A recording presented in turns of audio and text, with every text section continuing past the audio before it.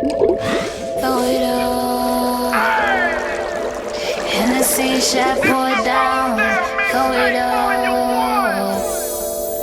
Mom's in the air, struggle Some kill a snail, they can never kill a player. Welcome to Rosedale. Hey y'all, what is up? My name is Danka Winka and welcome back to my YouTube channel. If you haven't already, make sure you subscribe to my YouTube channel because as y'all can see, the content is pretty dope. It's okay. The story times are pretty good. But yes, by the title, it's going to be a story time. And yes, I'm going to tell about the time I went to jail. First of all, I want y'all to know that this was around the time where I was going through a phase. Okay? And yeah, I was dating a girl at the time. So that's what it is. And let's get into it. Alright, so this was definitely a Wednesday. And I remember this because it was Kay's birthday. And I had just dropped Kay off to work, right? So Kay had pissed me off on the way to work. I don't remember what Kay did, but whatever she did or she said, it really pissed me off. So I went back home, and we were living together in an apartment together at the time. So I went back home, and this previous weekend, we had a kickback, you know? So we had everybody who was like 18 and up. You know, everybody in there was mainly like 18, 19, and you had some 20-year-olds or whatnot. But so we had somebody in there who was legal to drink because evidently somebody left a beer, an Edge Bud Light to be exact, inside of my refrigerator. So I went home. Okay, it just pissed me off. Went home and I drank that beer, right? Mind y'all, I'm 18. I'm real little, okay? About this big, okay? And the freaking beer was 8% alcohol. So I done drunk it to the head like it's a soda or whatnot. And now it's time for me to go wash clothes. Kay told me earlier that morning, look, when you go wash clothes at my grandma's house so you can be closer to me since I'm going to be at work. And you got to come pick me up. So I'm like, all right, bet. So by this time, I done drunk my beer. I'm on the way to the grandma's house and I'm about to go wash clothes, okay? So I done put the first load in the washer. I fell asleep. Woke up. I was even more intoxicated when I woke up. Y'all, it was crazy. It was crazy. I was like, dang. Woo. So Kay, cousin, asked me to take him to McDonald's. So I'm like, all right, bet. Didn't think it was a problem. So I go to take him to McDonald's. And I try to sober up. So I get me some fries and I get me a little sundae or whatever. So then I get a phone call from a manager.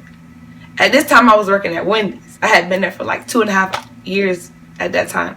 So my manager called me. Can you please come in? We short, da da da da. You see me? I'm all about bread. At this time, I'm in school. I got my own apartment. I got a car. You feel me? So it's like you gotta have your stuff together. So anytime I got called in for some little OT, who went? I did. Yep, surely did. So I'm telling him, I'm like, look, I'm about to take you back to the house and I'm about to go get ready for work and I'm about to go to work real quick, right? So in the midst of me taking him back to the house, I get pulled over. I was so mad. Like, so the officer came to the car and he asked for license and registration. Mind you, I'm in Kay car and Kay got this nice Chrysler or whatever and had 22s on it. I think that's what it, yeah, I think it had 22s on it. And so the man was like, have you been drinking? I said, no. He said, step out the car. I said, oh, man. So he told me to do all the stuff that they tell you to do or whatever. And then he was like, all right, put your hands behind your back. I was like, man, dang. So then he put me in the car. And then he was like, can the guy that you're with, can he drive? And I was like, no. And so they ended up towing the car. they took me down to the little precinct thing or whatever, and then they asked me a couple of questions, got my information, and then by this time he asked me, do you want me to rebreathalyze you? I said, yeah. So my stupid self, I done ate some Carmex, not knowing, oh shoot, Carmex gonna make it go up. It's alcohol and Carmex. I'm like, dang, what did I do? So then after he breathalyzed me, I went to the restroom or whatever.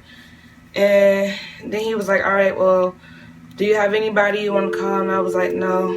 So then he was like, well, I'm going to take you down to Chatham County Jail or whatever, and this and that, third, I'm taking you for DUI, underage drinking, and speeding. This man said I was doing 100 in a 45.